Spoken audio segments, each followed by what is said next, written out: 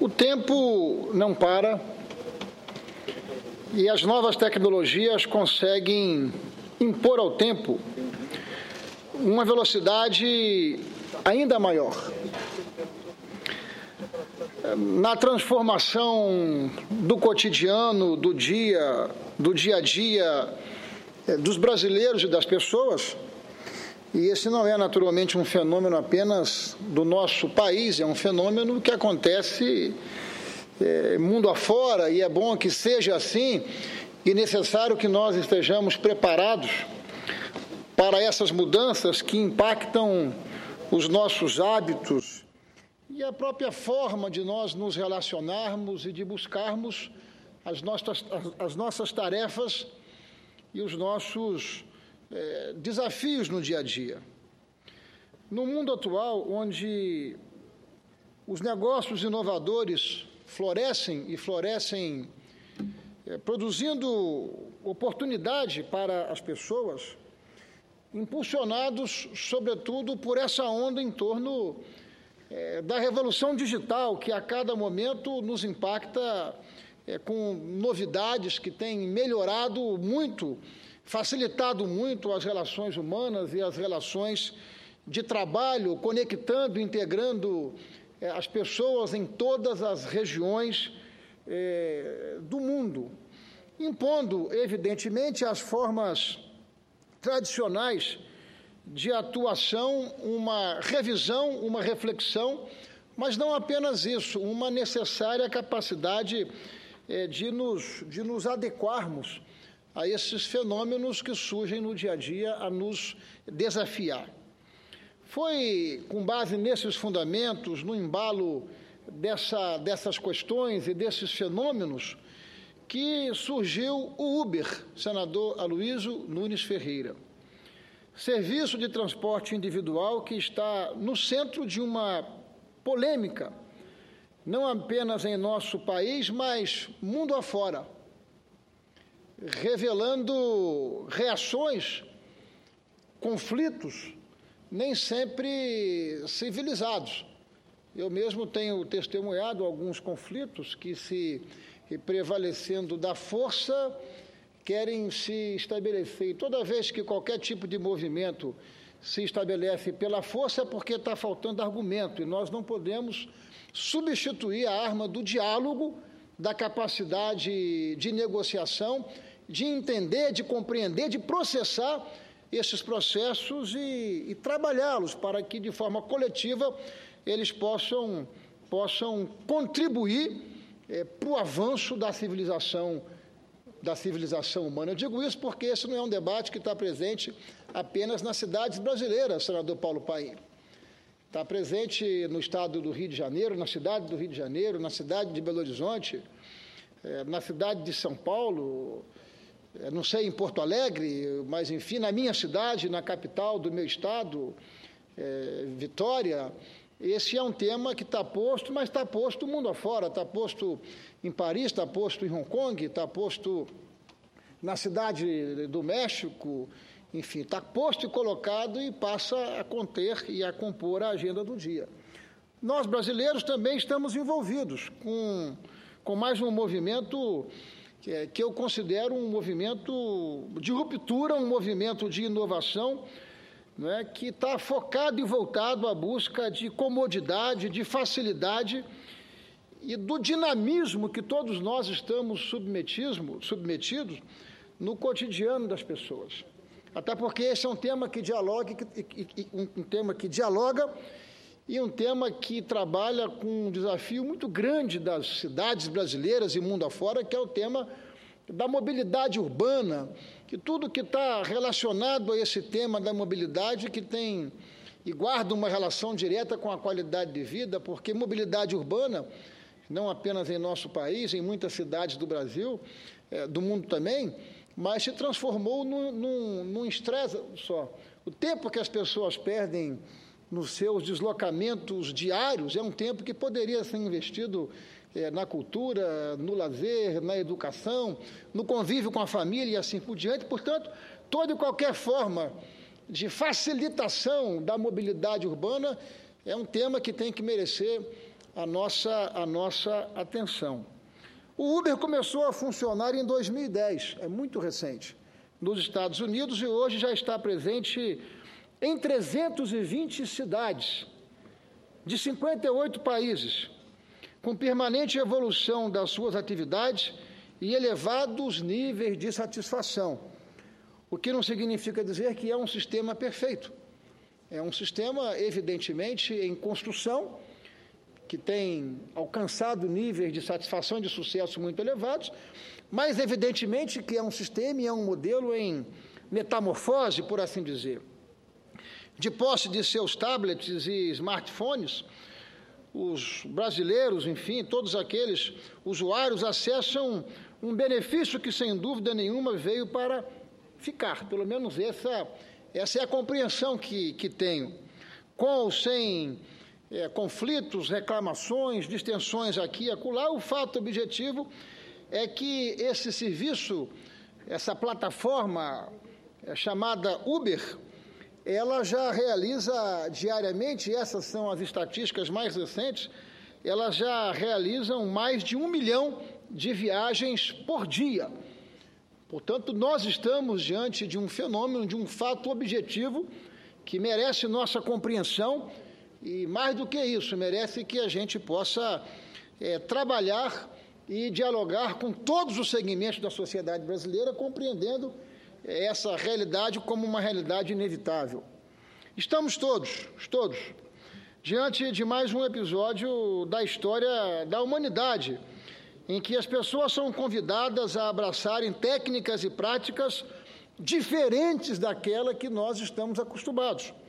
Somos todos provocados a não temer o novo. De tempos em tempos emergem situações de conflito nas quais uma novidade se choca com aquela realidade estabelecida. Nessas realidades, alguns se mostram arraigados a elas ou simplesmente resistem por completo a qualquer dessas mudanças, graças aos temores que são naturais, e aí é preciso compreender esses temores, trabalhar esses temores, para que eles possam, em sendo compreendidos, nós possamos trabalhá-los. O que me chama a atenção, senador Capiberibe, é que uma discussão aqui, outra acolá, em algumas cidades importantes, já começam a haver manifestações na direção de simplesmente proibir, como se fosse possível você proibir um fenômeno como esse. Em lugar de proibir, o que nós precisamos é criar uma regra nacional. Ou seja, não é possível que cidade A tenha o serviço, cidade B não tenha o serviço. Aqui mesmo em Brasília, nós assistimos esse conflito, pelo menos a meu juízo, a minha modesta compreensão, muito bem conduzido pelo nosso ex-colega de Senado, o senador Rodrigo Hollenberg, que vetou uma iniciativa dos deputados locais de Brasília proibindo a existência do Uber aqui em Brasília. Prevaleceu o bom senso aqui em Brasília, sob a coordenação do governador Rodrigo Hollenberg, que não apenas vetou. Além de vetar, senador Capiberibe, colega do partido de Vossa Excelência, do Partido Socialista Brasileiro, o que fez o governador Rodrigo Hollenberg, o mesmo que fez o prefeito da minha capital, Vitória, o prefeito Luciano Rezende, que vetou proposta legislativa com o melhor dos propósitos, de impedir que o sistema pudesse continuar existindo aqui, porque lá em Vitória o que aconteceu foi proibido antes da sua existência. Mas tanto aqui em Brasília como lá em Vitória, tanto o governador Hollenberg como o prefeito Luciano Rezende não apenas vetaram, constituíram por decreto um grupo de trabalho para que, através do diálogo, do debate, esse grupo de trabalho possa conversar sobre essa realidade inevitável que passa a fazer parte do dia a dia das pessoas. Evidentemente que compreendendo a angústia dos trabalhadores taxistas, mas evidentemente incorporando nesse debate questões como a não viabilidade de você cercear a liberdade da pessoa de fazer opção por aquele meio que ele deseja, o meio mais adequado. Portanto, em lugar de assistirmos a cidade que proíbe, cidade que regulamenta, o que nós estamos propondo é trazer esse debate para o Congresso Nacional. Bom, mas ao final, as boas atualizações sempre acabam se sobressaindo à aversão ao novo e seguem o seu destino como curso natural da história. O que ontem, senhor presidente, senhoras e senhores senadores, era exótico, esdrúxulo e até mesmo revolucionário, se configura no tempo como corriqueiro, como natural, como banal, incorporado integralmente à paisagem e à rotina de todos nós. Os exemplos são os mais variados. A estreia dos serviços de taxistas na capital paulista, do meu estimado senador Aloysio Nunes Ferreira, na primeira década do século passado, sofreu combate violento à época dos cocheiros, revoltados com a concorrência dos automóveis a desafiar suas charretes. O tempo se encarregou de redefinir os padrões, os rumos e os serviços modernos e mais eficientes. No passado, avanços como a máquina de tear, até mesmo a eletricidade, foram alvo de duros ataques de movimentos conservadores no século XV. O nascimento da prensa, criada pelo alemão Gutenberg, sofreu resistência dos escribas, assustados com a chegada da reprodução dos livros em série em larga escala. Em pouco tempo, as óbvias vantagens da nova técnica se impuseram e surgiram leis para regulamentar essa boa nova. No século XVIII, a máquina de tear, ponto de largada da primeira revolução industrial, irritou trabalhadores do campo. Novamente prevaleceram as melhorias advindas pela indústria nascente. Nos anos de 1880, quando a luz elétrica começou a se tornar popular, as empresas de gás conseguiram mantê-las fora de Londres por quase uma década, 10 anos. Ao final, ficaram claras as vantagens da eletricidade para o conjunto da sociedade, derrubando impedimentos a essa inevitável transição. Se fôssemos ceder aos sentimentos e privilegiar o status quo em detrimento da inovação que alcança o interesse do conjunto da sociedade, ainda estaríamos, nos dias atuais, tendo as nossas casas e as vias públicas sendo iluminadas por lampiões e nos locomovendo por carroças. As novidades não têm qualquer viés ideológico, mas elas expressam tão somente a virtude da livre iniciativa exposta aos riscos normais de qualquer tipo de atividade. Elas visam fazer as mesmas coisas de modo mais prático, mais eficiente e mais barato, sob os auspícios da economia de tempo e de racionalidade. A lição básica que podemos tirar disso tudo é de que a inovação melhora, tem melhorado e vai continuar melhorando, e é assim que precisamos que seja. O austríaco Schumpeter, um dos grandes economistas do século XX, nos ensina, com o seu conceito de destruição criativa, que há momentos em que o progresso tecnológico leva à substituição de formas obsoletas por outras mais úteis e satisfatórias. Com o advento das redes sociais, que avançam com vigor desde 2005, certas tendências de consumo passaram a integrar com desenvoltura o dia a dia das pessoas. A força do compartilhamento de produtos, mas não apenas produtos, senhor presidente, produtos e serviços, abriu novos nichos de mercado, que hoje vão do segmento da locação de imóveis à mobilidade urbana, objeto, enfim, de toda a nossa reflexão. Enfim, todos nós sabemos a importância no nosso dia a dia da plataforma através do comércio eletrônico, revolucionando as relações de consumo em nosso país, mas não apenas em nosso país, também mundo afora. Lamentavelmente, o tema controverso do Uber tem levado a reações extremadas de repúdio, incluindo agressões de onde quer que venham. Pressionados por essa realidade, governadores, prefeitos, câmaras municipais, assembleias estaduais têm se movimentado na direção de proibir o serviço, como maneira de dar um fim ao impasse. Seguramente, essa não é a solução. Reconheço que o tema é deveras complexo, mas não podemos fugir do debate das ideias. Não é se escondendo que resolveremos esse tipo de desafio. É em quadras conflituosas como essa que a reflexão e o diálogo servem para evitar injustiças ou mesmo decisões precipitadas. Não há como lutar contra o inevitável, contra a evolução dos serviços e de negócios movido pelas mudanças dos padrões tecnológicos que estão subordinados à inovação.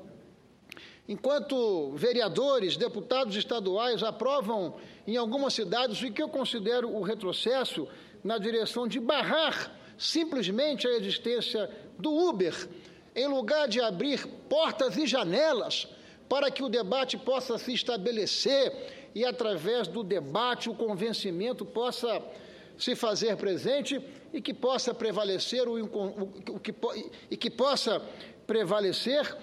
o interesse maior da sociedade, evidentemente compreendendo cada questão que é colocada por cada segmento e por cada setor. Evidente, senador Capiberibe, que num processo como esse, nós precisamos trazer para o centro do debate os trabalhadores taxistas. Não há como você fazer um debate como esse sem trazer para o centro desse debate o trabalhador taxista que presta, diga-se de passagem, um excepcional trabalho no dia a dia, das cidades brasileiras e mundo afora. Qual de nós não precisa, não necessita e não agradece os bons serviços prestados pelos taxistas, que é uma classe trabalhadora presente nas médias, pequenas e grandes cidades brasileiras e do mundo. E o que nós estamos refletindo é a necessidade de uma regulamentação nacional e que possa ser uma regulamentação com base em pelo menos duas premissas ou dois princípios. É preciso haver o chamado pé de igualdade na competição. É preciso que a concorrência se estabeleça e que as partes possam concorrer de forma igual. Mas esse mesmo princípio precisa ser observado à medida em que é necessário que a gente também dê liberdade de opção às pessoas para que as pessoas utilizem o táxi, utilizem o Uber ou utilizem o meio que ele considerar mais vantajoso de acordo com a sua necessidade e o seu interesse. Ouço com prazer o estimado e eminente senador Capiberibe. Senador Ferraz, Vossa Excelência tem inteira razão, até porque é um tema que não pode ser jogado para debaixo do tapete, tem que ser trazido para o seu lugar de discussão, de debate, que é o Parlamento. Eu acho que Vossa Excelência tem inteira razão.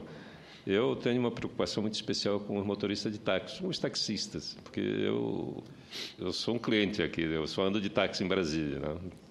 E eu tenho ouvido a preocupação dos motoristas. Eles estão preocupados pela perda de mercado e principalmente numa situação de crise. Nós precisamos entender.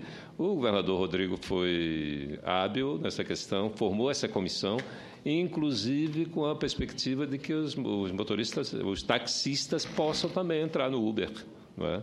Eles possam se preparar e entrar para o Uber, ou seja, participar também desse novo mercado que se abre.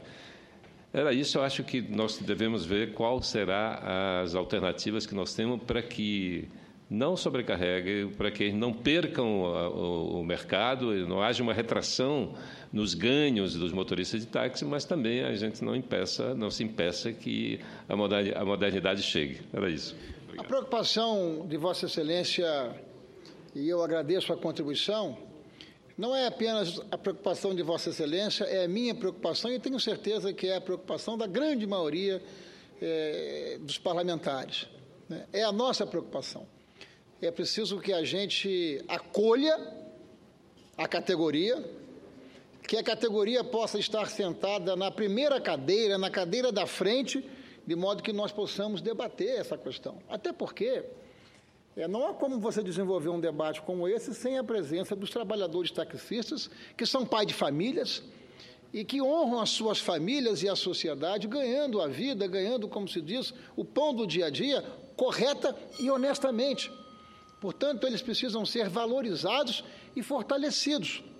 Mas há uma distância enorme entre você acolher, entre você compreender, entre você trabalhar uma condição e você simplesmente virar as costas para o inevitável e para a realidade da vida. É como você desejar cercar vento. Não é possível você cercar vento, não é possível você impor, nos dias atuais, níveis de restrição sem que se faça e se estabeleça esse debate.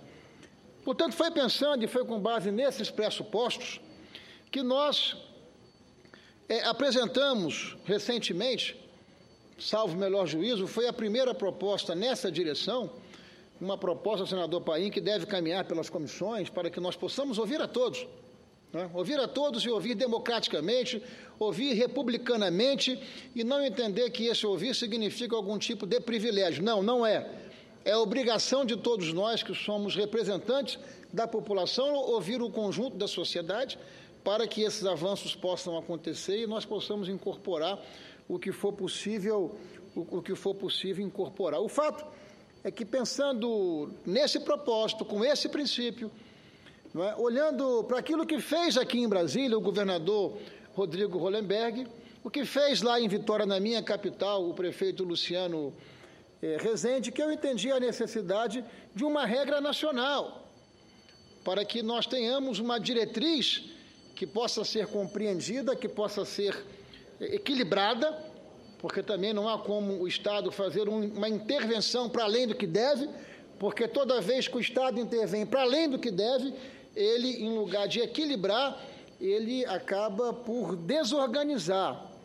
Então, foi pensando nesse propósito, foi assistindo esses conflitos, país afora, que nós apresentamos uma proposta regulamentando, não é? Reconhecendo o serviço Uber, reconhecendo que ele presta um bom serviço e tem facilitado o dia a dia da cidade, que nós precisamos construir um ambiente de cooperação e de colaboração, e não de conflito, para que esses serviços possam, de fato, coabitar a mesma realidade. Eu ouço com prazer o senador Paulo Paim. É muito rápido, Ricardo Ferraz. Primeiro, complementar a Vossa Excelência pela coragem, porque, às vezes, o homem público, quando entende que a polêmica é grande, e no caso aí é Uber e taxista, são posições que estão divergindo, Vossa Excelência teve a ousadia de apontar caminhos para o entendimento apresentando um projeto de lei. E digo a Vossa Excelência, aqui eu já concluo, que a Comissão de Direitos Humanos já aprovou uma audiência pública e o seu projeto poderá ser o eixo do debate.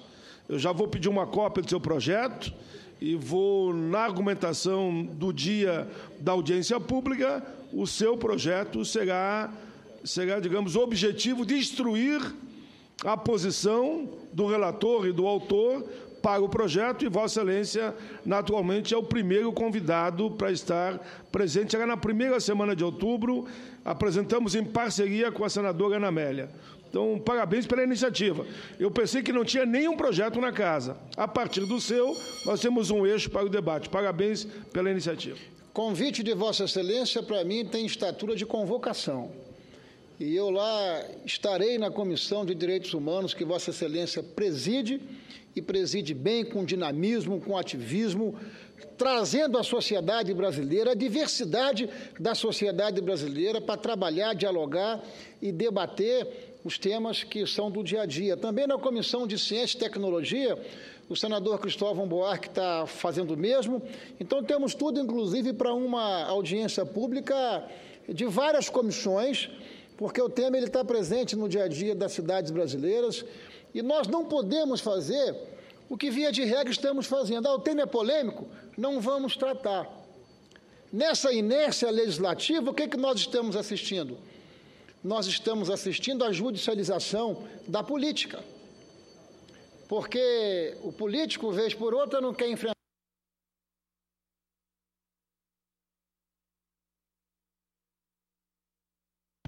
Em lugar de enfrentar a polêmica, porque esse é o nosso papel.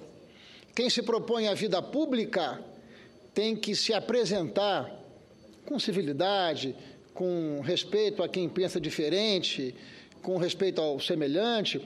Mas se nós não fazemos isso, o que nós vamos continuar assistindo diante da inércia legislativa é a judicialização da política. E aí não venham dizer que o Supremo está judicializando a política. Não. Nós é que estamos nos apequenando diante dos temas que são complexos e que são importantes e desafiadores para a sociedade brasileira. Portanto, é necessário, sim, que num primeiro momento, até sendo mal compreendido, alguém possa tomar essa iniciativa e o debate ele possa se estabelecer para que nós possamos ter efetivamente aquilo que eu imagino que é a regulamentação dessa prestação de serviço em nível nacional, senador Jorge Viana, para que o Brasil, de ponta a ponta, tenha uma regra. Qual é a regra? Quais são os princípios? Quais são as diretrizes? Não é possível, por exemplo, que o Uber não pague ISS ou não pague nenhuma taxa nas prefeituras e cidades e os taxistas paguem. Isso não é viável. É preciso que haja equilíbrio, pé de igualdade na concorrência, até porque a concorrência e a competição, ela tem se revelado eficaz. Aonde tem competição, não tem acomodação. Aonde tem competição, tem os ingredientes necessários da eficiência, da redução de custo, da racionalidade, da incorporação de ciência, tecnologia e inovação. Portanto, esse é o sentido dessa proposta que nós estamos apresentando, que obviamente não é uma proposta pronta e acabada, não é ponto de chegada, é ponto de partida, para que através do debate, através das contribuições de todos os segmentos, nós possamos discutir aqui no Legislativo, e a proposta já está tramitando, em audiências públicas, quantas forem necessárias, para que nós possamos ter uma convicção firmada e, a partir dessa convicção, nós tenhamos a coragem de trazer esse tema para o plenário do Senado, não é? Olhando também para a experiência internacional, olhando para o direito comparado, evidentemente, que nós não queremos importar nenhum modelo, porque nós temos a nossa realidade com as nossas características, mas é necessário observar mundo afora como que as médias e grandes cidades e os países estão tratando esse tema. E nós procuramos fazer essa pesquisa, senador Jorge Viana, e nós incorporamos aquilo que nós consideramos a esse tempo, nesse momento adequado para o início desse debate.